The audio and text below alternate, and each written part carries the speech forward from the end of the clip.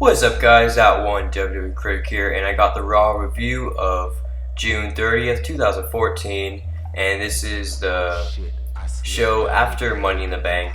And the show kicks off with Triple H and Stephanie McMahon, the Authority, coming out to the ring as Stephanie is basically glad for the homecoming, as she was born in Hartford, Connecticut, and they began to hype Seth Rollins' win last night. And they then invited John Cena to the ring for like a little celebration. And they announced that John Cena will be on the cover of WWE 2K15. And I'm not going to lie, the poster looks really, really good.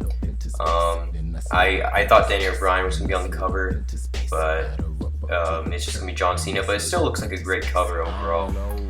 But John Cena knew that something was up because, the Authority wasn't happy that he won last night, but they're acting all nice that time. And basically, Triple H got angry and basically announced that he will be in a fatal four-way match at Battleground against Kane, Randy Orton, and Roman Reigns. And he also announced there will be a tag team match later on tonight where it's Roman Reigns, John Cena taking on Kane and Randy Orton.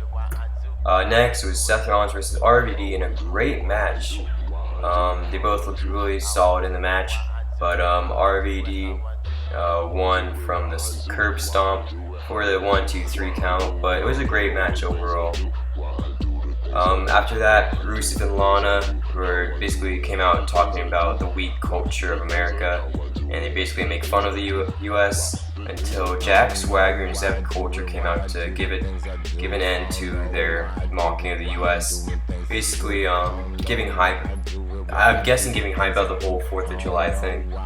And the crowd was totally behind him, so I'm assuming it'll be basically a face turn. It looked like a face turn. Hopefully WWE realized that too, and will turn Jack Swagger and Zeb Coulter as a face.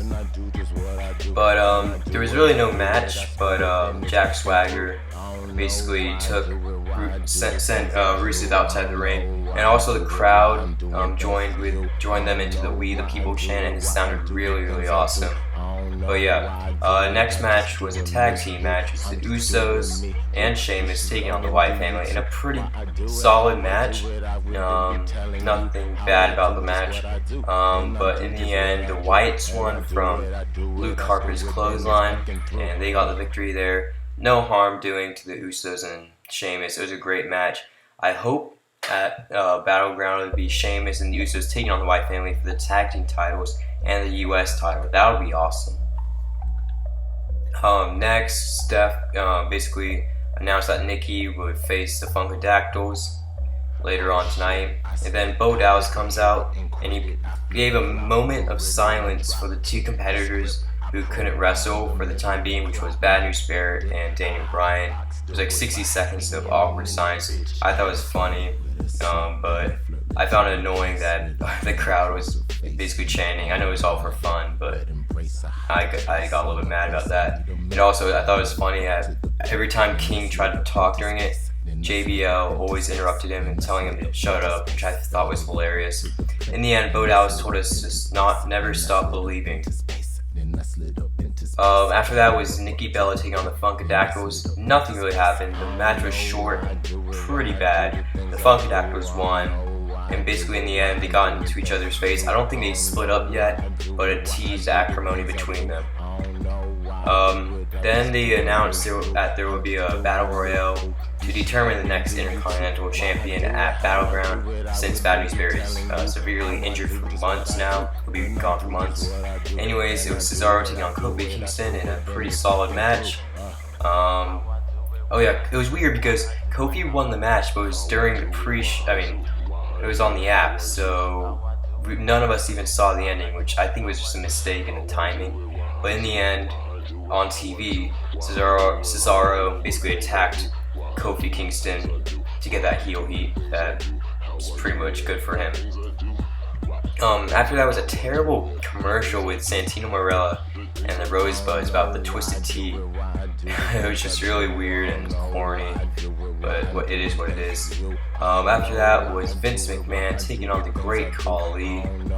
when I met Vince McMahon, aka Damien Sandow, probably the best parody he made was of Vince McMahon, and he was absolutely killing the impression. And basically, the Great Khali returns, not really much of a pop though, and the Great Khali won by pinfall, by one chop. You know, he just came into the ring, chopped Damien Sandow, and 1, 2, 3, it's over. Literally like a 10-second match. Okay, so next was the return of the WWE, past WWE champion, the Hollywood, star thing. And I thought it was going to be Chris Jericho at first. I think again it was The Miz. The Miz comes out, and with a new haircut, like his little spiky hairdo, which you can already guess he's going to be a heel. And then as he was giving a promo, Y2J's pyro hits, the crowd goes crazy. Here comes Chris Jericho, and I guess Chris Jericho is back in WWE again. Got a huge pop, and basically hit The Miz with a code breaker after The Miz was basically yelling at Chris Jericho. And Chris Jericho got the mic and said, "Raw is Jericho," until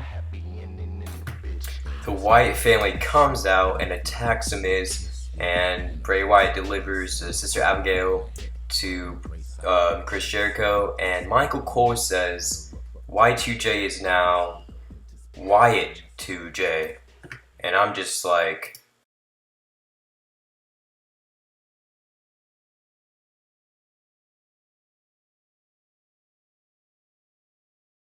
I think you guys just get the picture there. But anyways, it just shows the Wyatt family standing tall over Chris Jericho. So I'm guessing they're going to do a Chris Jericho versus Bray Wyatt matchup. Not Breaking Bad, Battleground, hopefully. After that was Fandango taking Dolph Ziggler.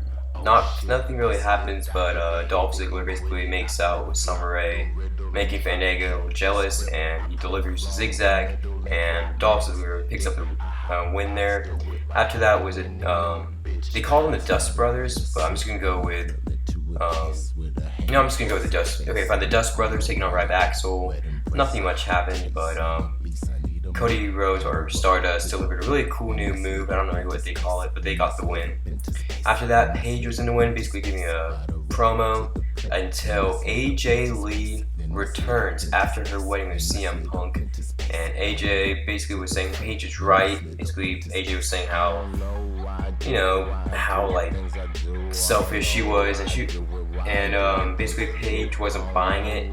But then finally, after the crowd wants a match, then Paige reluctantly agrees to it, and it was for the Divas Championship. Was Paige taking on AJ Lee, and with a cup roll-up pin, AJ wins and is the new Divas Champion. I'm a huge Paige fan, but I'm not too upset. I mean, Paige had a great reign. They'll probably feud for the next couple months, which I'm not mad about. So I like AJ Lee too. And finally, for the main event, was Roman Reigns and John Cena taking on Randy Orton and Kane. Pretty decent match. In the end, Roman Reigns and Randy Orton brawl outside the ring, leaving Kane and John Cena. And Kane loses via disqualification, where he throws the steps at John Cena and basically tombstones John Cena. John Cena is laid flat on the ground. Triple H calls Seth Rollins. Seth Rollins. Music hits. I'm getting hyped. I know what's going to happen. That Seth Rollins is going to cash in and win the WWE World Heavyweight Championship.